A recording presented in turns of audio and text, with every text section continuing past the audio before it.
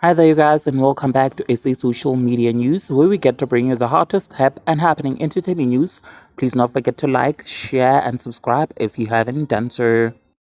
Mihlali Ndamase has confirmed her relationship with a married man, Leroy Sidambe, after she posted a picture of them together on her Instagram stories and quickly deleted it.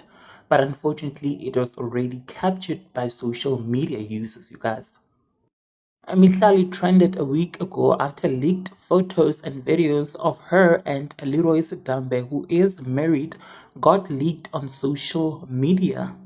It is allegedly rumored that Leroy's wife, Mary Jane Sidambe, moved out of their home after she found out that he was cheating on her with Mihlali. It is also allegedly rumored that Mihlali and Leroy took that photo at a vacation in Botswana, you guys. Mihlali got trolled on social media for having a relationship with Leroy, but did not confirm nor deny those rumors, you guys, until she posted that picture, which might actually confirm that they actually are dating. Now, do let me know what you think in the comment section below. Like, share, comment, hit the bell for notifications. I'll see you on my next upload. Thank you so much. Bye.